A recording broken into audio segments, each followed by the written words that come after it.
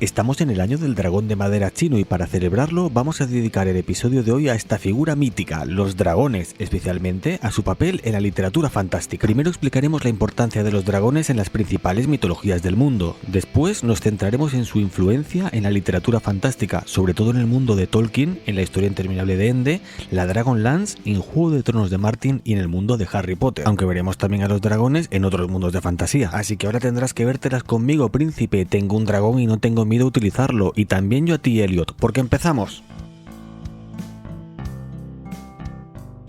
Pero antes no dudes en suscribirte a nuestro canal, dejarnos un like, un comentario, cuál es tu dragón favorito, y tampoco dudes en compartir el vídeo en todas las redes sociales con todas tus multicuentas. Venga, Treyu, que hemos viajado ya 9.891 millas, pero en línea recta.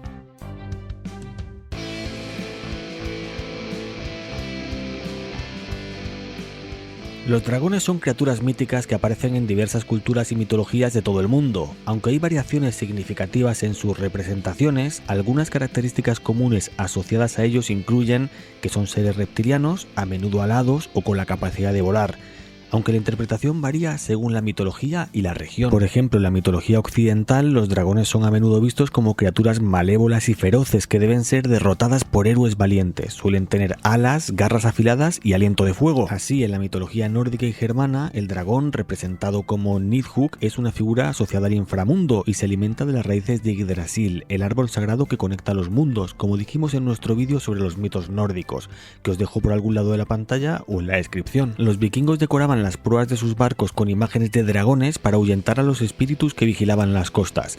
En poemas épicos como Beowulf y el Cantar de los Nibelungos, los héroes enfrentan dragones como Fafnir en batallas legendarias. Para los celtas el dragón era una divinidad de los bosques y un símbolo de soberanía. Durante la ocupación romana de Britania, los dragones adornaban los estandartes de guerra y se convirtieron en un símbolo heráldico y militar. Mucho antes, en la mitología griega, los dragones eran criaturas temidas y utilizadas por los dioses, como el dragón Ladón de 100 cabezas que custodiaba el jardín de las Hespérides. En la tradición cristiana, por su parte, el dragón simboliza el pecado y representa la lucha entre el bien y el mal. En el arte cristiano medieval, la imagen del dragón bajo los pies de los santos simboliza la victoria de la fe sobre el mal y sirvió como motivación para los reinos cristianos.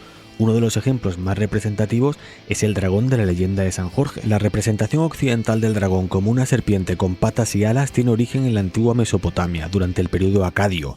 En general, los dragones en la mitología occidental suelen ser vistos como criaturas malévolas y amenazadoras. Representan fuerzas destructivas, codicia y peligro. Respecto a la mitología oriental, hay grandes diferencias en las interpretaciones. Por ejemplo, en la hinduista están los nagas, un tipo de seres parecidos a dragones considerados semidioses inferiores, con forma de serpiente y con una representación que suele ser negativa. En contraste, en el budismo tibetano, los Klu o Klumo son seres muy similares a los naga, pero asociados con el agua y la limpieza, que viven en océanos, ríos, lagos o manantiales. En el mismo sentido, los dragones en la mitología china principalmente, pero también en la japonesa, coreana o vietnamita, son considerados seres benevolentes y divinos, asociados con la buena fortuna y la prosperidad. Los dragones chinos son a menudo representados como criaturas que pueden volar gracias a la magia, tengan o no alas, que suelen ser como de murciélago. Tienen el cuerpo de una serpiente, las escamas de una carpa, la cola de una ballena, los cuernos de ciervo, la cara de un camello, las garras de una anguila, las orejas de un toro, los pies de un tigre y los ojos de una langosta. En realidad, más que a los de la mitología occidental, son más parecidos a las serpientes emplumadas de las mitologías de las culturas precolombinas, que también cuentan con criaturas parecidas a dragones. Por ejemplo, Quetzalcóatl en la cultura azteca, conocido como Cucultán para los mayas.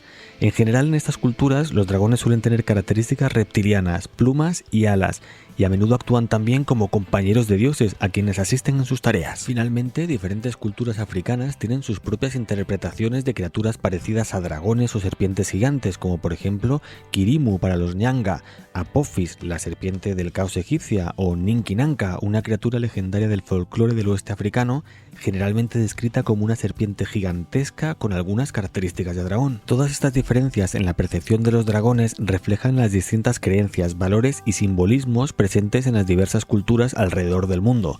Mientras que en algunas culturas los dragones son vistos como fuerzas destructivas, en otras son símbolos de poder, protección o incluso buena fortuna.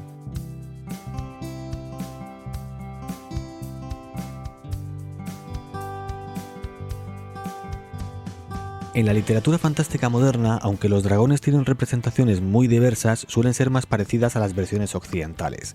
Quizá una de las primeras referencias, o al menos una de las más influyentes, la podemos encontrar en la novela de Eric Ruger Edison, La serpiente Uroboros, publicada en la década de 1920, que está basada en mitos escandinavos. Autores como C.S. Lewis, Ursula Le Guin o el propio Tolkien admitirán posteriormente la influencia de esta obra de Edison en su propio trabajo. Para C.S. Lewis, los dragones en Narnia tenían cuerpos largos y flexibles que se arrastraban por el suelo, con una piel similar a la cota de mallas sin plumas ni pelaje, patas con codos que se elevan más altos que su espalda, garras, enormes alas de murciélago y colas que se extendían por varios metros.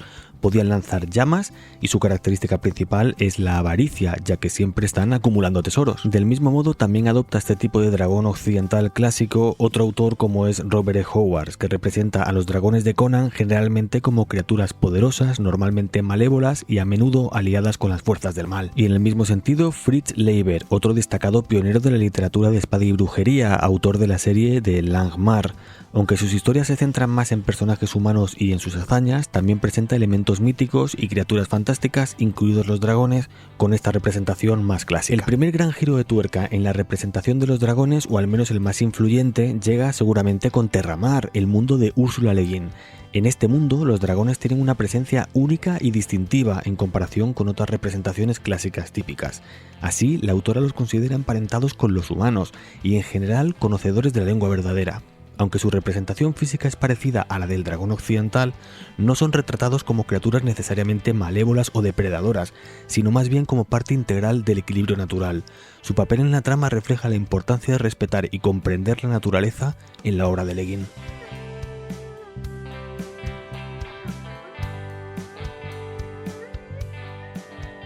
A pesar de que el antagonista de su primera obra publicada sobre la Tierra Media fuera un dragón, Smaug en El Hobbit, en la obra de Tolkien los dragones no están muy bien definidos. Quiero decir, son criaturas fascinantes y peligrosas que desempeñan roles significativos, eso sin duda, pero nunca queda del todo claro qué son. En principio, se podría pensar que son creados por Morgoth, pero esto no es posible porque el primer Señor Oscuro, igual que el resto de Valar, no tiene capacidad de crear vida inteligente. En el caso de Morgoth, creaba sus ejércitos porque corrompía otros seres o bestias. Pero si esto es así, ¿qué bestias corrompió Morgoth capaces de ser tan inteligentes e incluso de lanzar hechizos? ¿Acaso eran Maiar, dioses menores corruptos? ¿Podrían ser fruto de la unión de un Maiar con algunos animales? Sea, como con tantas cosas, Tolkien no dejó respuestas para esta pregunta. Respecto a la representación que hace el señor J, los primeros dragones eran gusanos o reptiles gigantes, sin alas ni capacidad de volar, pero que escupían fuego. El primero del que se tiene noticias es de Glaurung, que apareció por primera vez después de la tercera gran batalla de Beleriand, la Dagor Aglareth, aunque se dice que todavía era muy joven entonces, porque los dragones del mundo de Tolkien necesitan siglos para alcanzar su madurez. 200 años después, el dragón participa en la Dagor Bragolas, la batalla de la llama súbita, que liberó el sitio de Angmar, la fortaleza del Señor Oscuro. Aparecerá más tarde encabezando un ejército de dragones contra los enanos, donde acabó con Azaghal, el rey enano. También participará en la destrucción de Nargothrond y finalmente Túrin acabará con él, no sin antes causar muchas desgracias que se cuentan en los hijos de Húrin y en el Silmarillion. Más tarde aparecerán también los dragones alados. Quizá el más terrible de ellos es Ancalagon el Negro, descrito como el mayor de los dragones, y cayó en batalla contra Earendil, que fue llevado por la gran águila Thorondor. Cuando fue derribado, Ancalagon cayó sobre las torres de Zargododrim, destruyéndolas. El dragón más famoso de Tolkien en todo caso es Smaug, por el papel que desempeña en la novela El Hobbit. Vive en la montaña solitaria y saqueó la ciudad de Erebor, acumulando un tesoro impresionante. En los apéndices del Señor de los Anillos se habla también de los dragones fríos, sin mayor descripción de estos, y en el volumen 5 de la Historia de la Tierra Media se hace una descripción de posibles dragones donde se incluyen dragones marinos y otros tipos. En general, los dragones en la obra de Tolkien son símbolos de poder desenfrenado, codicia y mal. Representan una amenaza para la paz y la estabilidad de la Tierra Media y son criaturas temidas y odiadas por los pueblos libres. En la historia interminable de Michael Ende, los dragones también desempeñan un papel único y simbólico dentro de la trama. La novela, publicada por primera vez en 1979, es una obra de fantasía que combina elementos de aventura y metaficción. ¿Cómo olvidar a Fuyur, también conocido como Falkor en otras versiones, que es un dragón blanco de la suerte, que se convierte en compañero y amigo de Bastian, amistoso y protector? Fuyur representa la imaginación y la creatividad. La representación de Fuyur es más parecida a la imagen del dragón oriental. En contraste, más adelante en la historia, Bastian convoca un dragón cuyo nombre es desconocido, que representa la oscuridad y sus miedos. La forma en que Bastian nombra al dragón tiene un significado profundo y simboliza su propio enfrentamiento con sus miedos y sombras interiores. Este dragón sí que es más parecido al de la mitología occidental. Los dragones en la historia interminable no son solo criaturas mágicas, sino también símbolos de la imaginación y la creatividad. La novela explora cómo la relación entre los personajes y los dragones está intrínsecamente conectada con la capacidad de soñar y crear mundos fantásticos. Michael Ende utiliza a los dragones como elementos simbólicos y narrativos que van más allá de la representación convencional de estas criaturas míticas. Los dragones en la novela encarnan ideas más profundas sobre la imaginación, la valentía personal y el enfrentamiento con los propios miedos, contribuyendo así a la riqueza de la historia. Por eso me molesta tantísimo cuando en la película Bastian sale con Fuyur al mundo real, pero eso es otra historia y debe ser contada en otra ocasión. La serie Dragonlance es una saga de novelas de alta fantasía escritas por Margaret Weis y Tracy Hickman, situadas en el universo de Dragonlance, desarrollado en profundidad para el juego de rol Dungeons & Dragons, Dragones y Mazmorras. Los dragones en esta serie desempeñan papeles destacados y diversos. En este mundo, los dragones personifican fuerzas elementales, son criaturas magníficas y nobles encarnando el poder mismo. Tienen la capacidad de inspirar asombro y un temor profundo en todos aquellos que tienen el privilegio de contemplarlos. A lo largo de la saga, los dragones interactúan con los héroes de diversas maneras. Algunos dragones pueden ser enemigos formidables, mientras que otros se asocian con los protagonistas en la lucha contra fuerzas oscuras. En Dragonlance, los dragones a menudo están personificados y poseen personalidades distintas.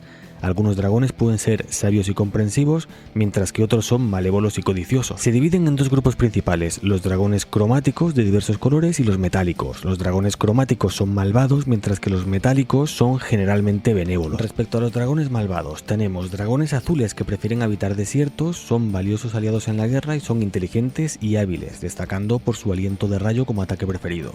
Los dragones blancos, menos capaces, utilizados en tiempos de guerra, para exploración o defensa de regiones de poca importancia. Los dragones negros son impulsivos e independientes, actúan rápidamente y se asocian solo si sirve a sus propósitos. Los dragones rojos son más fuertes y temibles, disfrutan incendiando ciudades y saqueando, trabajan bien juntos, cazando hasta la destrucción total de sus enemigos. Los dragones verdes son crueles y hedonistas, disfrutan de tesoros y placeres sensuales, prefieren el engaño y la magia a los ataques directos y suelen ser usados para misiones siniestras. En cuanto a los dragones benevolentes, están los dragones broncíneos, amantes de la guerra y el estudio de la humanidad, creen en conceptos intuitivos como bien y mal, con un interés limitado en la lógica. Los dragones cobrizos no tienen filosofías claras, son bastante egoístas pero en su mayoría buenos de corazón. Atacan con armas de aliento y consultan a otros dragones antes de tomar decisiones importantes. Los dragones dorados son devotos al intelecto, destacan en matemáticas y en filosofía, prefieren la soledad y son hábiles en la magia. Los dragones ocres, aunque benévolos, creen que la vida está pensada para separar los débiles de los fuertes. Están poco interesados en el arte, prefieren estrategias y son buenos luchadores. Finalmente, los dragones plateados son creyentes en la devoción al bien, ven la santidad de la vida y están dispuestos a sacrificar sus vidas por una causa. Queridos por las razas de Krynn, pueden cambiar de forma y disfrutan de la compañía humana.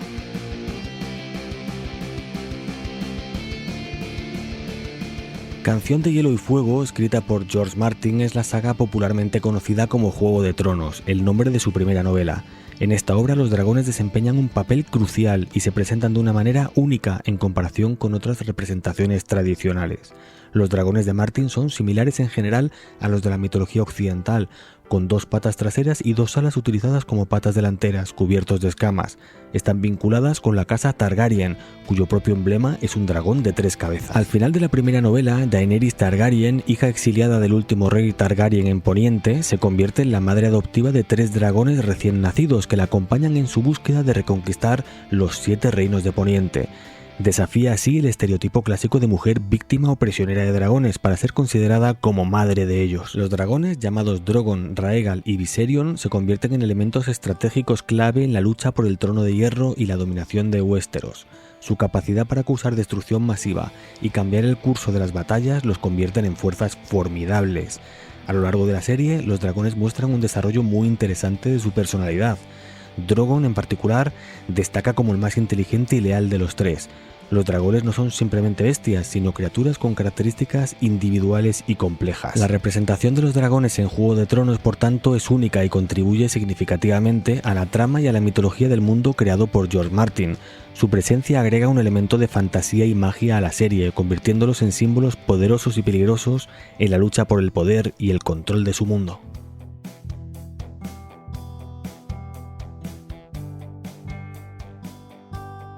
En la serie de libros de Harry Potter, creada por J.K. Rowling, los dragones son criaturas mágicas fascinantes, si bien no muy inteligentes en general. Colosales seres alados con la habilidad de exhalar fuego, han sido siempre considerados como criaturas formidables y altamente destructivas. De hecho, ocupan un lugar destacado entre las criaturas más peligrosas y desafiantes de ocultar del mundo mágico, y el Ministerio Británico de Magia los cataloga con la clasificación de mayor peligrosidad. A pesar de esta naturaleza amenazante, existen individuos que están especializados en trabajar con ellos. Por ejemplo, Charlie Weasley trabaja en una reserva de dragones en Rumanía, lo que además sugiere que hay lugares específicos donde se cuidan y estudian dragones en el mundo mágico. A lo largo de la serie, los dragones añaden elementos de desafío y aventura a la historia, ya sea en las tareas del torneo de los Tres Magos o en situaciones peligrosas enfrentadas por los personajes principales. Por ejemplo, en el cuarto libro, Harry Potter y el Cáliz de Fuego, los dragones son una parte crucial del torneo de los Tres Magos. Los campeones deben enfrentarse a dragones para superar la primera prueba del torneo. Y qué decir de la escena en Harry Potter y las Reliquias de la Muerte. En las películas es increíble cuando Harry, Ron y Hermione entran en el banco Gringotts para obtener uno de los Horcruxes y en su escape montan un dragón, contribuyendo a una emocionante secuencia. Como curiosidad, es relevante señalar que en una página de notas relativas al libro Crianza de Dragones para Placer y Provecho, que estaba disponible en el sitio oficial de J.K. Rowling, se hacía mención al tipo de dragón Bola de Fuego catalán, en una alusión seguramente a la leyenda de Sant Jordi, porque no creo que se refiera a la bola de dragón, bola de drac en catalán, que todos sabemos que la versión oficial es en gallego, las bolas mágicas.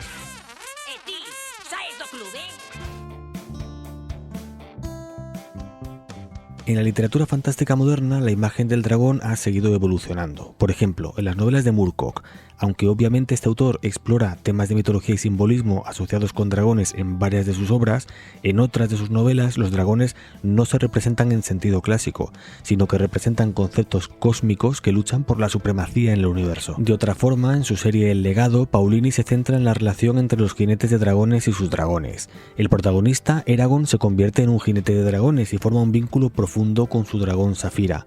Los dragones en esta serie son seres inteligentes, poseen habilidades mágicas y son fundamentales en la lucha contra las fuerzas oscuras. En La Rueda del Tiempo de Jordan, la profecía del dragón renacido es un tema central y el protagonista está destinado a ser este ser poderoso. Los dragones en La Rueda del Tiempo son criaturas místicas y legendarias vinculadas a eventos cósmicos y a la lucha entre el bien y el mal. No debemos olvidar tampoco las parodias de Terry Pratchett y su mundo disco. Pratchett aborda a estos seres de manera ingeniosa y humorística, como por ejemplo es el caso de los dragones mecánicos que funcionan con engranajes y ruedas, o el planteamiento de la genial novela Guardias Guardias, la octava de Mundo Disco.